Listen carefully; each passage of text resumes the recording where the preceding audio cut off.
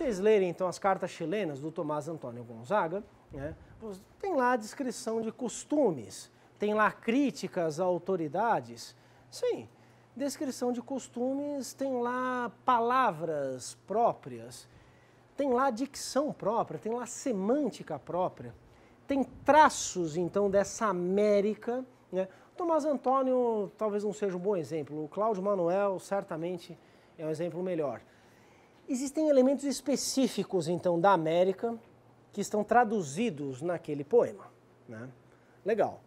Só que onde não tem elemento específico no Império Português? O Império Português é todo especificidade, né? O que não há é nenhum potencial subversivo ali. Inclusive as críticas que são feitas, né? Então, as autoridades são críticas esperadas. As cartas chilenas não criticam a autoridade real, criticam autoridades menores. E isso também é previsto pelos modos de vida estabelecidos nesse império. Tá claro isso, pessoal? Eu vou desenvolver melhor o tema da crítica e da contestação política naquela aula sobre motins e sedições. Mas vocês já podem guardar a ideia que em toda a Europa da Idade Moderna, os impérios coloniais, na América Portuguesa, a crítica a representantes do rei é uma forma de reforçar o poder do rei. Muitas vezes essas críticas elas desembocam em rebeliões, né, em ação política armada, né, em intervenção na cena pública. Muitas vezes isso acontece. Mas no final das contas, a figura do rei sai fortalecida, porque aquele que sofre a contestação, por exemplo, um comandante de armas, por exemplo, um governador, por exemplo, um capitão, né, aquele que é condenado, né, que é alvo então da contestação, ele é visto como um traidor dos desígnios do rei. É visto como aquele que não soube honrar a sua posição, né? O que dele se esperava. É o mau governador, é aquela ideia de viva o rei e morra o mau governo. Matar o mau governo é uma forma de fortalecer, de preservar e fortalecer os fundamentos de uma das estruturas vitais do Império Português, que é a autoridade máxima. As cartas chilenas, então, não criticam o rei. As cartas chilenas criticam representantes do rei. Assim como a poesia atribuída ao Gregório de Matos faz isso de monte também, né? Critica representantes, mas vocês não encontrarão lá uma linha contundente propondo uma natureza inovadora de poder político. Nada disso, nada disso. A propósito, o principal estudioso dessa questão na poesia atribuída ao Gregório de Matos é o João Adolfo Hansen, professor aqui da Universidade de São Paulo, autor de algumas páginas estupendas sobre o Gregório de Matos e o mundo em que ele vivia no século XVII. A questão da suposta brasilidade das letras americanas, né, foi discutida longamente, com tremenda autoridade pelo Antônio Cândido, nesse livro que é um clássico do pensamento brasileiro sobre o Brasil, que é a formação da literatura brasileira, e em algumas páginas preciosas de autoria do Sérgio Buarque de Holanda, numa obra inacabada de publicação póstuma, Capítulos de Literatura Colonial. Tá? Os dois estão indicados aí no meu programa, vale a pena. Tanto Sérgio Buarque quanto Antônio Cândido, eles se viram às voltas com essa tradição de atribuição, então, de um sentido brasileiro, de antecipação de um Brasil por meio dessas manifestações artísticas, uma tradição que os incomodava. Eles sabiam que não era exatamente isso. Propuseram, então, né, entender essas manifestações como parte de um mundo mais amplo, o mundo dessas manifestações da literatura portuguesa. No caso específico do Antônio Cândido, e vale muito a pena, enfim, aprender aí com a formação da literatura brasileira, insisto, uma grande obra, Antônio Cândido propõe, então, que a questão da brasilidade deve ser substituída pela questão da formação. Segundo ele, no século XVIII, não está sendo criada uma brasilidade, não está sendo criado um Brasil, mas está em formação a literatura brasileira. A literatura não é brasileira propriamente dita no século XVIII, mas a literatura brasileira deve ser entendida num movimento mais amplo de formação que remonta ao século XVIII. Essa é uma proposta, então, que se vale de uma ideia de formação semelhante à empregada anteriormente pelo Celso Furtado na formação econômica do Brasil e pelo Caio Prado na formação do Brasil contemporâneo. Vocês devem se lembrar, né? A maioria de vocês já passou pelo Caio Prado, né? O que é a formação do Brasil contemporâneo? O Brasil contemporâneo, o Brasil atual, isto é, da época de Caio Prado, se forma para além do Brasil, no passado. Para entender o Brasil contemporâneo é necessário entender, então, a colonização portuguesa da América. Não que o Brasil esteja nascendo com a colonização, mas a colonização, né, ela é responsável pelo estabelecimento de algumas das feições que posteriormente virá a adquirir o Brasil contemporâneo. Formação, então, indica um processo não de criação, mas de constituição na história em largo prazo, né? A formação da literatura brasileira pensa dessa maneira também. No século XVIII está em formação, não em criação, a literatura brasileira. Hoje nós podemos ser menos relativistas ainda e, valendo-se dessa tradição, afirmarmos de modo contundente. A poesia do século XVIII, ela é portuguesa, só que ela é portuguesa eivada de características coloniais. O fato de alguns dos seus autores terem nascido na colônia é menos importante do que o fato dessas obras terem a colônia por tema, dessas obras se valerem de conteúdos típicos da colônia, inclusive no plano do vocabulário, no plano da semântica e mesmo no plano da dicção dessas palavras. Esse tempero americano, então, é típico de um império colonial, onde todas as coisas são e não são a metrópole. Já discutimos isso anteriormente a propósito da própria sociedade colonial. A sociedade colonial é uma sociedade portuguesa, europeia, ela é estamental, só que ela é colonial e ela é escravista.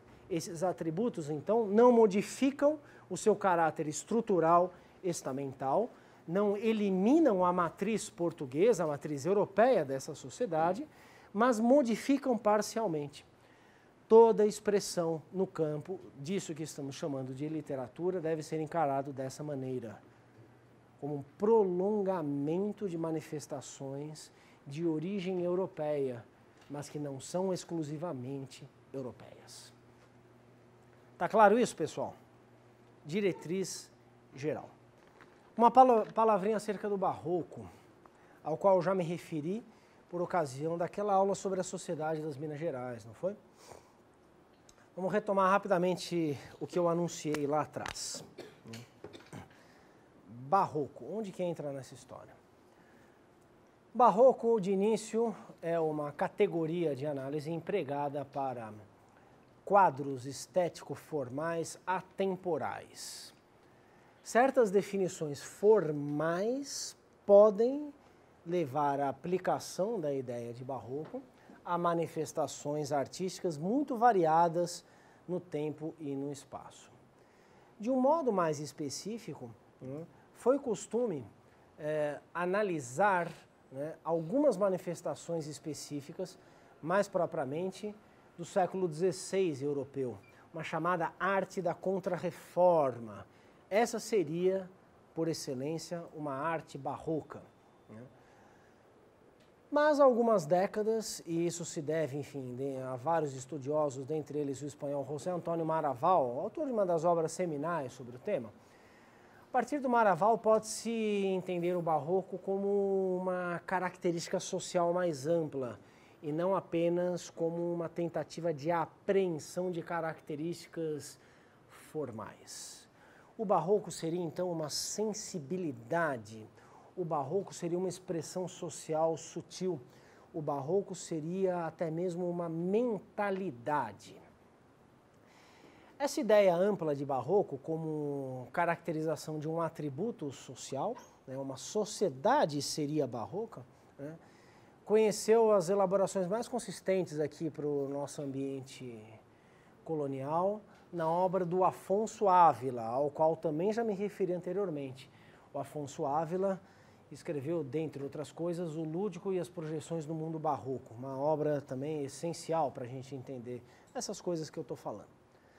O barroco, então, seria uma sensibilidade, seria uma forma da sociedade se manifestar. Manifestando-se nisso que hoje chamamos de arte, a sociedade sublimaria algumas das suas características. O barroco, então, seria uma forma de sublimar características da sociedade em expressões artísticas. Que características, afinal, seriam sublimadas, né? Características das sociedades europeias, também as sociedades transformadas pelos ambientes coloniais da Idade Moderna. Características como sua desigualdade social. A desigualdade social, né, se manifestaria numa cena pública de modo a se reproduzir. Então a arte do barroco seria uma manifestação da sociedade de modo a sublimar, isto é, a atenuar as tensões inerentes àquela sociedade, ao mesmo tempo em que reproduz a característica essencial dessa sociedade, que é a sua desigualdade. Vocês já devem saber que essa sociedade estamental, ela é toda dividida, ela é toda hierarquizada, ela é toda desigual, sem que isso se constitua um problema quanto à sua natureza.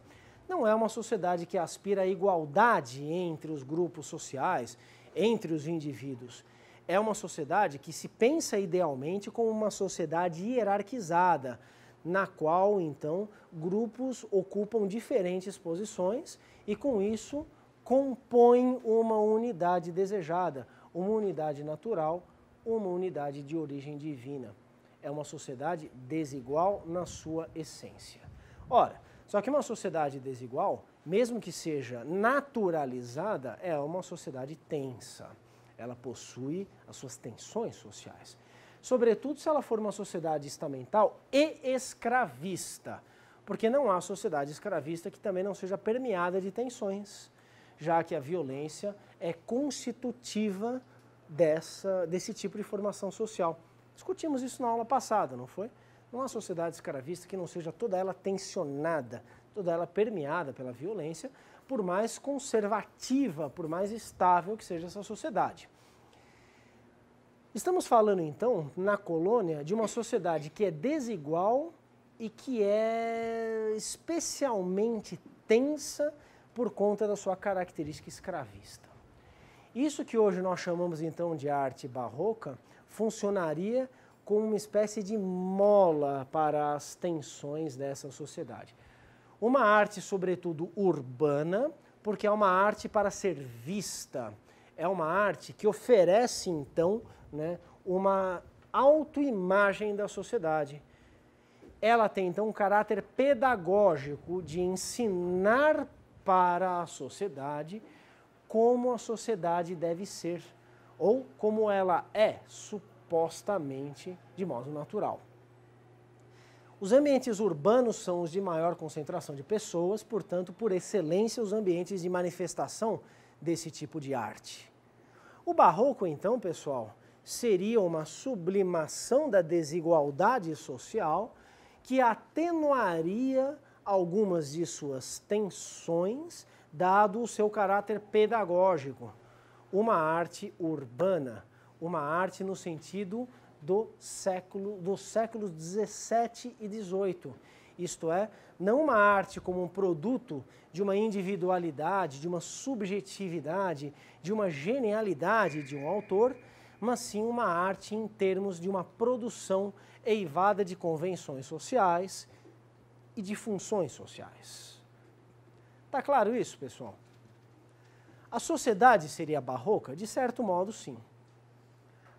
O tal do barroco, como arte, seria uma manifestação reiterativa, conservadora dessa sociedade. A poesia, então, ela é barroca? Sim, na medida em que ela é mantenedora dessas estruturas sociais. A tal da sátira atribuída ao Gregório de Matos, então, né? Ora, se ela manifesta uma crítica absolutamente convencional, como mostrou Hansen, absolutamente prevista, até esperada e desejada da parte daqueles que vão consumir esse tipo de manifestação, é uma arte conservadora. É uma arte, então, que acentua e reproduz as desigualdades sociais. Nada, então, de transformação, nada de antecipação do futuro.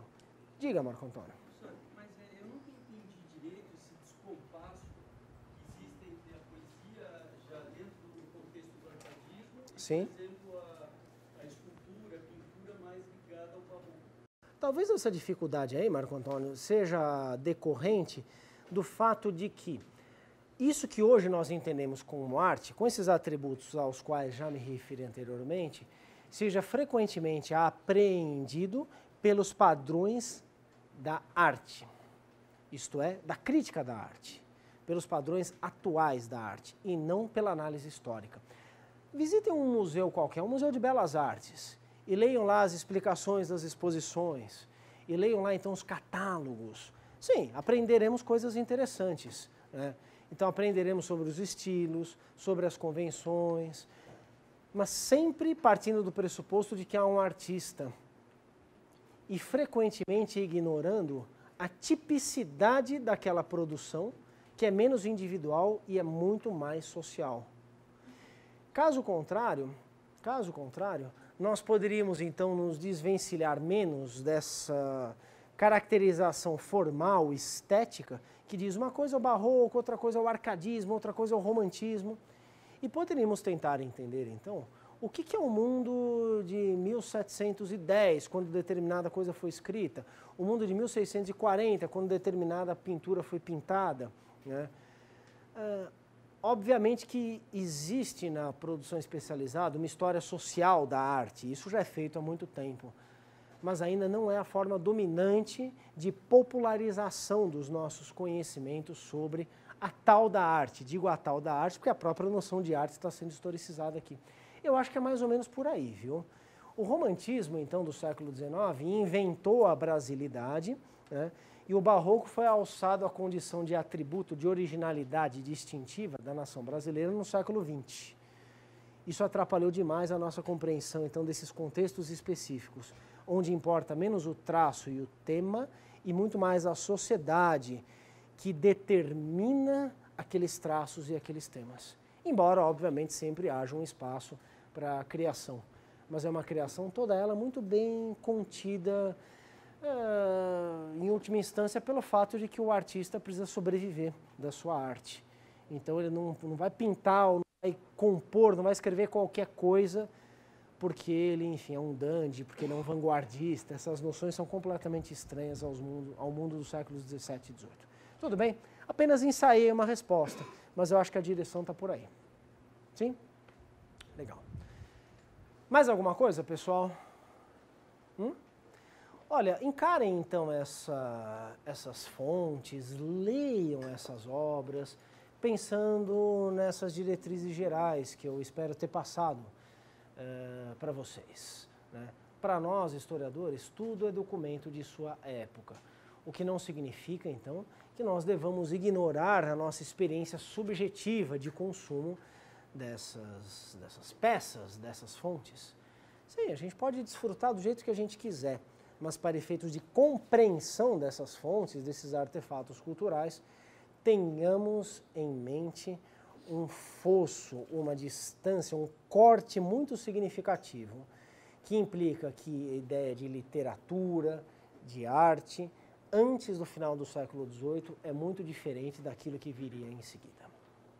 Tudo bem?